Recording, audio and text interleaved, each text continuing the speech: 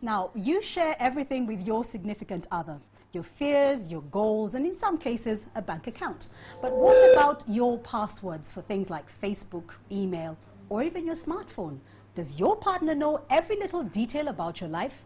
There is always that point in a relationship where couples wonder how much information they should share with their mate. But does everything have to be out in the open, or are some things best kept private? To sort of help us work through this confusion tonight, I'm joined by Dennis Asiimwe and Dr. Sheila Ndianabanji to talk about the right to privacy in relationships. Good evening and thank you for joining us. Thank you. Most relationship counselors agree that every relationship should be based on transparency and honesty. So if there are intimate details involving my past relationship, like an intimate physical relation or a serious affair, is it advisable for me to tell my partner about it? Dennis, go first. It depends on the context in which you need to share that information. If it's going to have any impact on the current relationship that you're having, then yeah, disclosure is important at that particular point. But otherwise, relationships that you've had in the past should just be blocked off. I mean, that era is over. There's a reason why that has ended. There's no reason to bring it up anymore. Doesn't make much sense. Dr. Sheila, your take? I don't think you need to bring the skeletons from the cupboards which you had in the past, especially if you know they are going to hurt your relationships. However, if your partner asks about it, maybe somebody has talked about it or they have got some information, then it's best that you tell them the truth, that it was you had that relationship. Otherwise, it is not necessary for you to be the one to start now. But is it safe for me to wait for my partner to ask? Because normally by the time they actually ask, they're already undercurrents. So isn't it safer for me to just bring it up? I think right from the word go? You should not give them reasons to have the undercurrents. For example, I don't know, why do we keep their phone and their other details and their messages in your phone? And also, why should you keep them? And also, why are you going through the process of bringing up this entire information? Then it brings up the question, how much information are you going to give? How far back are you going to go? Are you going to go back to the age when you were about like 9 years old, your first relationship? Whatever you did, how much detail are you going to impart? It's kind of an area you want to just steer away from unless it's really, really necessary to have that kind of conversation. So how do you draw the line where privacy is concerned with a relationship? Relationships have a different context today, even from like 5 years ago, especially because of social media. I mean, that's like a totally whole new ball game. I think that if you're going to have a serious relationship, and if you're going to actually claim to actually have a serious relationship, which most people really don't do anymore. They don't claim, or they don't have serious relationships? They don't really have serious relationships anymore. Okay. Because what social media has done is that it's opened up a definition of how you can interact with people from a completely different context. So if you're going to probably try and have a relationship like that, you need to have some boundaries that you set up or cut off. You need to limit your social media interaction drastically. Ouch. Flatless, or completely cut it off. I mean, there are certain steps that you need to actually take today that you wouldn't even consider 5 years ago. So even before those privacy issues actually come up, you need to first create those boundaries within the way that you're going to be interacting on a daily basis, especially within the interactions around you. Then you won't find yourself asking yourself those awkward questions. You won't be texting somebody at 11 p.m. and then trying to explain to somebody that you're in the middle of a social media debate, yet you're actually flirting.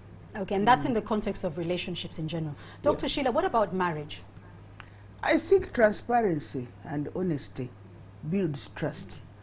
And ideally, in a marriage, you're supposed to be best friends. So if it is that kind of marriage where you are best friends, then you share everything. But I understand that not all marriages, not all people married are best friends. Yeah. So depending on whether it is going to hurt your marriage or whether it is going to make it better, some information may be kept. But then there is certain key information which is key for keeping the relationship, which you shouldn't hide. Like things like about you have a problem with the job.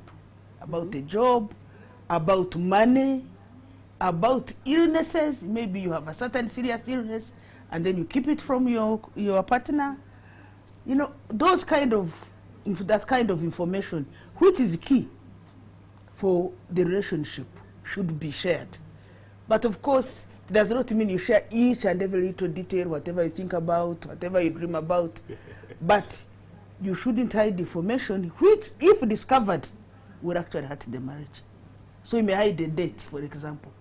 And if you hide these dates, one day these dates will be known. And when they are known, they'll actually kill whatever little trust you had.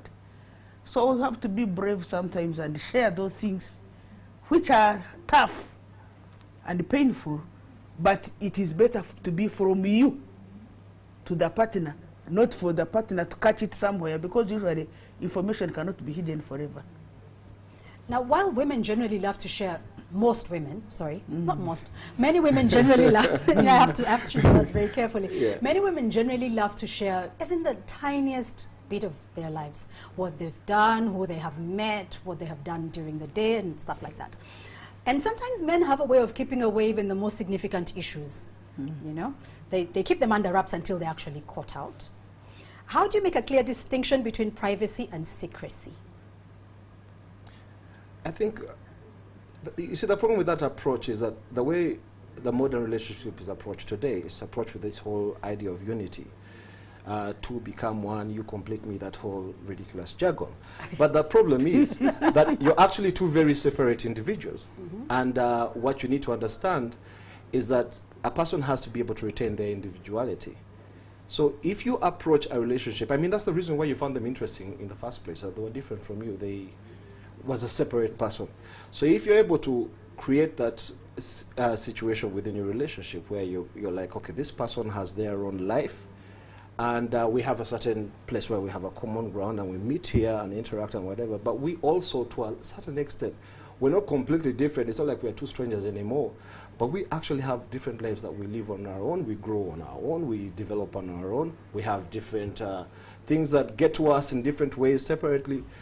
I think if people try to remember that even within a relationship, you're individuals, it's much healthier than going with a whole happy you complete me. I don't think I agree with you. The whole you complete me approach doesn't really work. I don't agree. I don't agree. If a marriage is going to survive, as you live in the marriage, you get closer and closer until actually you are real one. That you find that there is no need for you to keep any secret, and that individuality slowly by slowly reduces so much that even you know what your partner is thinking. When you're in two different places, you know that if my partner saw this, this is what they would think. If they had to make a decision, this is the decision they make. And that's what will make a marriage survive. I want to assure you, if you remain individuals, the tendency is that you grow apart, but you see, and you remain individuals as human beings. And when you know some other things like, you know, the hot love and what which keep people together, now went away, you are not friends anymore, you are not so close, and the marriage becomes just... But as human beings, instinctively, you're inclined to view yourself as an individual. It's an automatic reflex. So actually, you could suggest that a relationship is trying to get you to do something that you instinctively not programmed to do.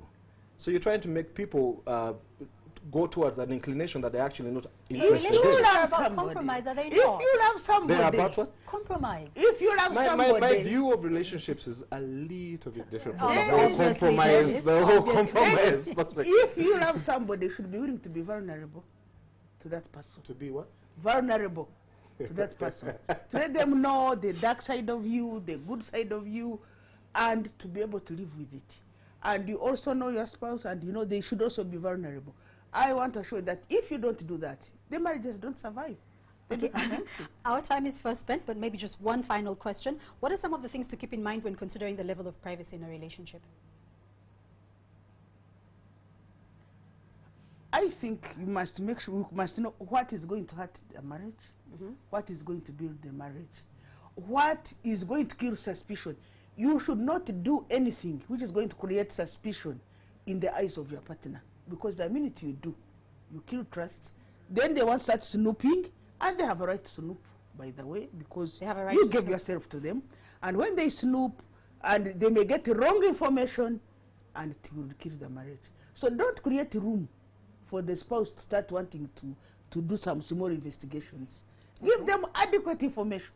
Okay. So that they, you know, they don't have to even go out to check your phone and so on, because they know anyway, you have told them. before they check. Our time is entirely up. Very interesting discussion. I'll definitely pick up this discussion later and offset. Thank you so much for joining us, Dennis. Thank you so much for joining us, Dr. Sheila. Yes, please. And we'll take a short break and return with NTV Weekend Sport.